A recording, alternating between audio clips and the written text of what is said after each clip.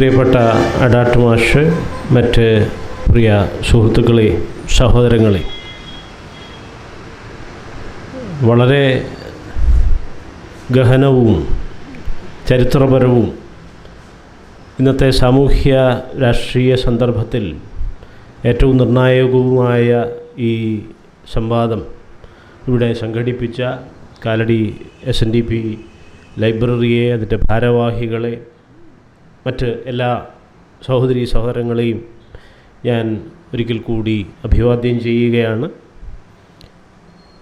ഇന്നത്തെ കാലത്തെ ഏറ്റവും നിർണായകമായ ദാർശനിക രാഷ്ട്രീയ പ്രശ്നങ്ങളെക്കുറിച്ച്, അതിൻ്റെ വളരെ വിപുലമായ ഇന്ത്യൻ ദാർശനിക പാരമ്പര്യങ്ങളിലുള്ള അതിൻ്റെ വളരെ രൂഢമൂലമായ അതിൻ്റെ ഇഴപ്പെരുക്കങ്ങളെക്കുറിച്ച് ഒക്കെ നമ്മോട് വളരെ ഗാഢമായി സംവദിച്ച അഡാട്ട് മാഷിനെ ഒരിക്കൽ കൂടി ഞാൻ അഭിവാദ്യം ചെയ്യുകയാണ്.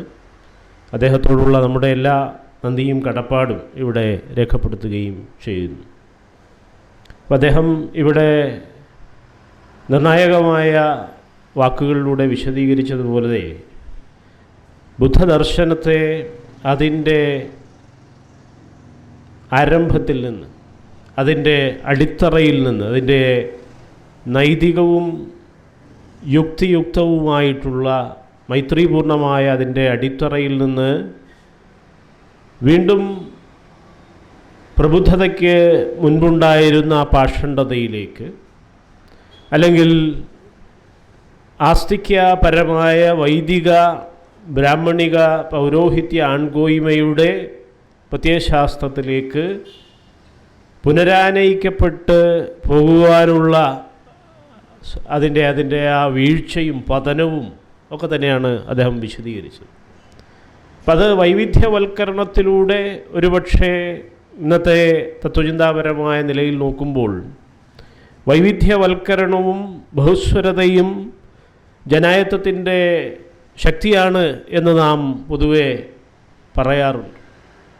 പക്ഷെ ഇവിടെ ഒരു നൈതിക ചിന്തയെ സംബന്ധിച്ചിടത്തോളം, ഒരു നൈതിക ചിന്തകനെ സംബന്ധിച്ചിടത്തോളം, അദ്ദേഹത്തിൻ്റെ അടിസ്ഥാന ആശയങ്ങളിൽ നിന്ന് നടക്കുന്ന വ്യതിചലനങ്ങൾ ഒരു തത്വചിന്താ പദ്ധതിയെ, പ്രത്യേകിച്ച് ഒരു സിദ്ധാന്തത്തെ, ലോകത്തെ വ്യാഖ്യാനിക്കാൻ ശ്രമിച്ച ബുദ്ധൻ്റെ അനിത്യവാദം എന്ന യഥാർത്ഥ തത്വചിന്ത, ഏറ്റവും യുക്തിയുക്തമായ ലോകത്തെ തന്നെ ദാർശനിക ചിന്താ പദ്ധതികളിൽ ആദ്യത്തേത്, ഒരുപക്ഷെ ഗ്രീക്കോ റോമൻ സംസ്കാരത്തിൽ ഉടലെടുത്ത സംവാദത്തിൻ്റെയും യുക്തിചിന്തയുടെയും ഒക്കെ, സോക്രട്ടീസ്, അരിസ്റ്റോട്ടിൽ, പ്ലേറ്റോ എന്നൊക്കെ പറയുന്ന ആ പാരമ്പര്യത്തിന് സമാന്തരമോ അതിന് തൊട്ട് മുൻപോ നടന്ന ബുദ്ധൻ്റെ ചിന്താ വിപ്ലവം, ബുദ്ധൻ്റെ ദാർശനിക നൈതിക പദ്ധതി, അദ്ദേഹത്തിൻ്റെ നൈതിക സാമൂഹ്യ സിദ്ധാന്തമായ അനിത്യവാദം, ലോകത്തെ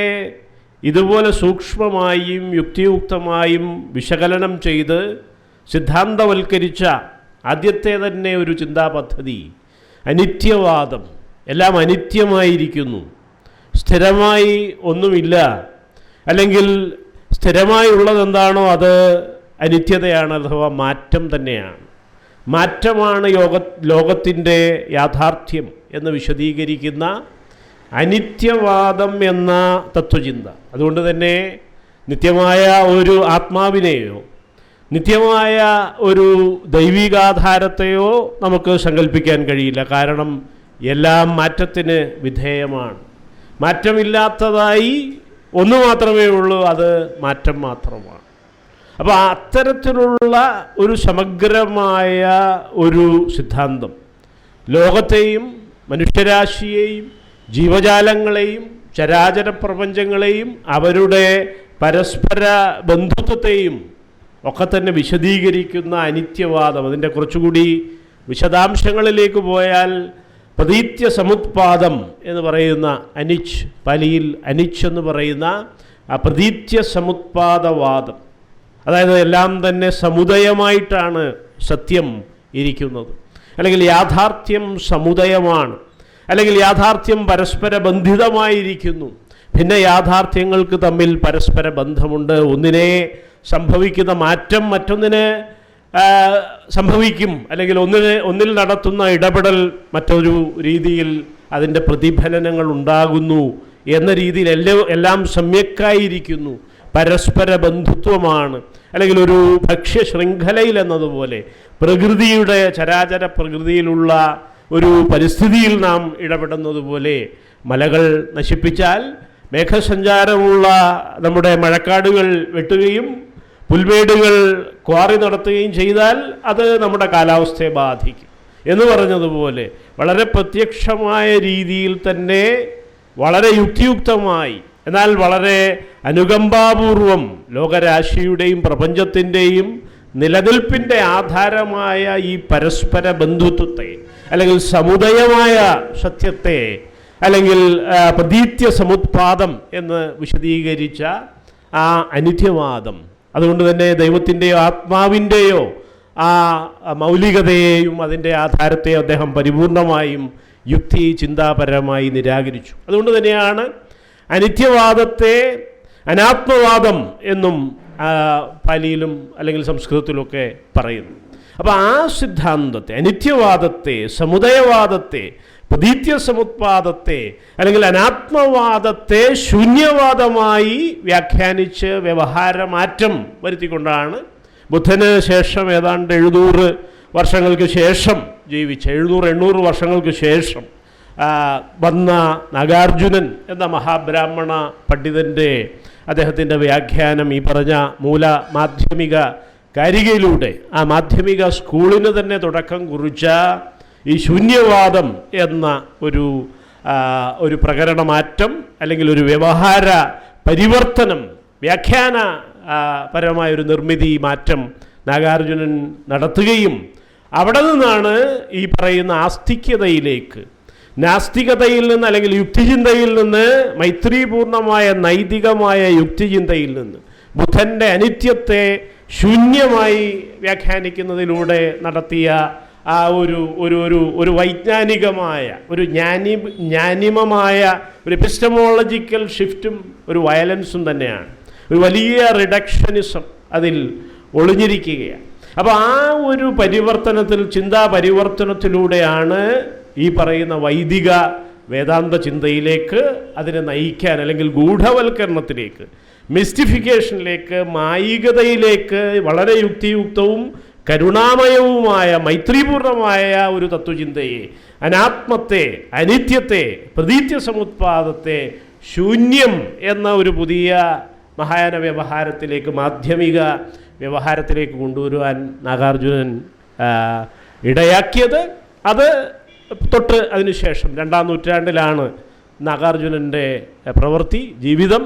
അതിനുശേഷം 6-ാം നൂറ്റാണ്ടിൽ വന്ന ഗൗഡപാദർ എന്ന് പറയുന്ന, ഇപ്പോൾ അഡാട്ട് മാഷ് വിശദീകരിച്ചതുപോലെ തന്നെ ശങ്കരൻ ഗുരുവായി കാണുന്ന ഗൗഡപാദരുടെ രചനയിലൂടെ അല്ലെങ്കിൽ പ്രവർത്തനങ്ങളിലൂടെ, വ്യവഹാരങ്ങളിലൂടെയാണ് അത് കൂടുതൽ ആത്മീയമായ അല്ലെങ്കിൽ സനാതന ചിന്തയിലേക്ക്, തികഞ്ഞ വൈദിക ചിന്തയിലേക്ക് അടുക്കുന്നതും.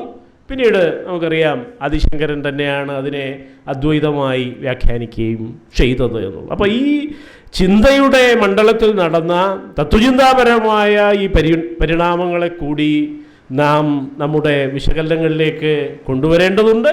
അത്തരത്തിലുള്ള വളരെ നിർണായകമായ ചരിത്രപരമായ ഒരു വിശകലനമാണ്, വിമർശ വീക്ഷണമാണ് പ്രൊഫസർ ധർമ്മരാജ് അഡാട്ട് ഇവിടെ നിർവഹിച്ചിട്ടുള്ളത്. അപ്പോൾ അതിൻ്റെ ഒരു വെളിച്ചത്തിൽ ഒരുപക്ഷെ നമുക്ക് ചേർത്ത് വയ്ക്കാൻ കഴിയുന്നത് ഗുരുവിൻ്റെയും കൂടി ഒരു ചരിത്ര പ്രസ്താവം ഇവിടെ നാം ചേർത്ത് വായിക്കണം എന്നാണ് എൻ്റെ വിനീതമായ അഭ്യർത്ഥന.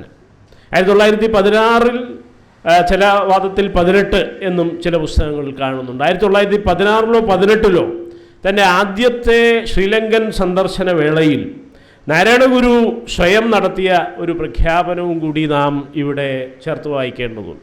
അപ്പോൾ നമ്മുടേതും ബുദ്ധമതം തന്നെ എന്ന് മതത്തെക്കുറിച്ച് നടന്ന ഒരു സംവാദത്തിൽ നമ്മുടേതും ബുദ്ധമതം തന്നെ എന്ന് ഗുരു അസന്നിഗ്ധമായി പ്രഖ്യാപിക്കുന്നുണ്ട്. അതിന് എന്താ സംശയമുണ്ടോ? സംശയം എന്തെങ്കിലും ഉണ്ടെങ്കിൽ ഇത് കേട്ടുകൊള്ളൂ എന്ന് പറഞ്ഞ് അദ്ദേഹം അമരസിംഹൻ എന്ന ഒരു സിംഹള ബുദ്ധ ഭിക്കു അദ്ദേഹം എഴുതിയ അമരകോശത്തിൽ നിന്നാണ് അദ്ദേഹം ഗുരു ഉദ്ധരിച്ചത്. ദശബലോ ഷഡഭിജ്ഞോ അദ്വയവാദി വിനായക എന്ന അമരകോശത്തിലെ ബുദ്ധൻ്റെ 18 പര്യായങ്ങൾ ചൊല്ലിക്കൊണ്ട് അതിൽ പ്രത്യേകിച്ചും അദ്വയവാദി വിനായക, പിന്നീട് ഗുരുശിഷ്യനായ സഹോദരൻ എപ്പോഴും ബുദ്ധനെ വന്ദിക്കാൻ ഉപയോഗിച്ച പാട്ടാണ് ധർമ്മമുരച്ച വിനായകനെ എന്ന്.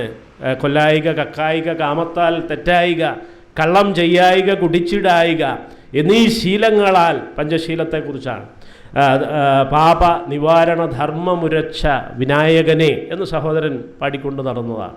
അപ്പോൾ ആ വിനായകനെ എന്നുള്ള വിളിയും അതുപോലെ അദ്വയവാദി എന്ന അദ്ദേഹത്തിൻ്റെ ആ ഉറപ്പിക്കലും ഗുരു 1916 18 നടത്തിയ ഈ ചരിത്ര പ്രസ്താവനയിൽ ഉണ്ട്. അപ്പോൾ അദ്ദേഹത്തിൻ്റെ മതം അല്ലെങ്കിൽ അഭിപ്രായം അല്ലെങ്കിൽ തത്വചിന്ത, ദർശനം എന്താണ് എന്നുള്ള കാര്യത്തിൽ കേരളീയർക്കോ അല്ലെങ്കിൽ മലയാള ഭാഷ അറിയാവുന്നവർക്കോ അതിൽ സംസ്കൃതം അറിയാവുന്നവർക്കോ അതിൽ സംശയത്തിൻ്റെ പ്രശ്നം ഉദിക്കുന്നില്ല എന്ന ഒരു കാര്യമാണ്.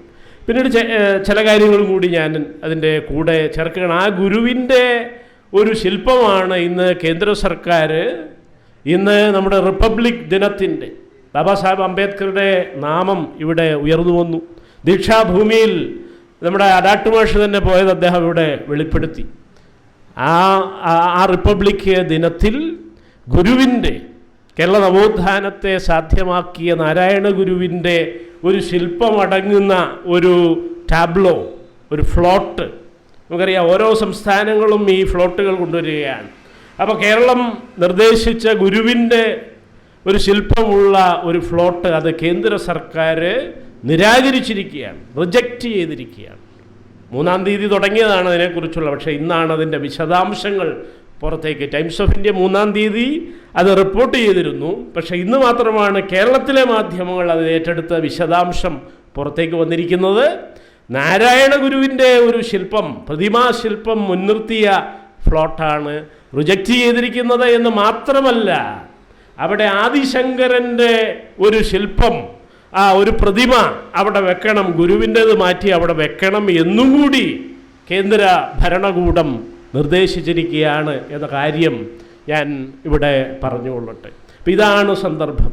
ഈ ഒരു ചരിത്ര മുഹൂർത്തത്തിലാണ് മതേതരത്തെയും മാനവിക ചിന്തയെയും മൈത്രിയെയും മുൻനിർത്തി ഇന്ത്യയിലും കേരളത്തിലും പറഞ്ഞിട്ടുള്ള, കേരളത്തിലെ ഞാൻ പറഞ്ഞ സഹോദരനും മൂലൂരും പണ്ഡിറ്റ് കറുപ്പൻ മാഷുമാണ് ഗുരുവിനെ നാരായണ ബുദ്ധൻ അഥവാ കേരള പുത്തൻ എന്ന് വിളിച്ചിട്ടുള്ളത്.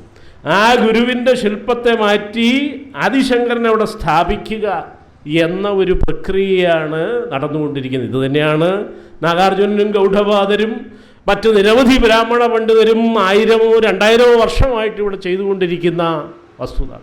ബുദ്ധൻ്റെ ജീവിതകാലത്ത് തന്നെ അദ്ദേഹത്തെ അപായപ്പെടുത്താൻ നമ്മുടെ ഇളംകുളം കുഞ്ഞമ്പിള്ള പറഞ്ഞതുപോലെ എൻ്റെ ജീവൻ ഭീഷണിയിലാണ് എന്ന് ഇളംകുളം, കേരളത്തിൻ്റെ പ്രബുദ്ധ ചരിത്രത്തെക്കുറിച്ച് ഏറ്റവും കൂടുതൽ എഴുതി ഇളംകുളം പറഞ്ഞിട്ട് എന്ന് പറഞ്ഞതുപോലെ ബുദ്ധൻ്റെ ജീവിതകാലത്ത് തന്നെ അദ്ദേഹത്തെ അപായപ്പെടുത്താൻ നടന്ന ശക്തികളാണ് ഇപ്പോഴും ബുദ്ധൻ്റെയോ ഗുരുവിൻ്റെയോ ആ ശില്പം മാറ്റി അവിടെ ശങ്കരൻ്റെ പ്രതിമയും സ്തംഭവും തന്നെ സ്ഥാപിക്കണം എന്ന് വാശി പിടിക്കുന്നു. ഇതാണ് നമ്മുടെ അവസ്ഥ. ഏതായാലും ഈ കാര്യങ്ങൾ, ചെറിയ കാര്യങ്ങൾ മാത്രം ഇവിടെ സൂചിപ്പിച്ചുകൊണ്ട് വൈകിയ വേളയിൽ ഞാൻ ഇവിടെ അവസാനിപ്പിക്കുന്നു. എല്ലാവർക്കും എൻ്റെ വിനീതമായ വന്ദനം.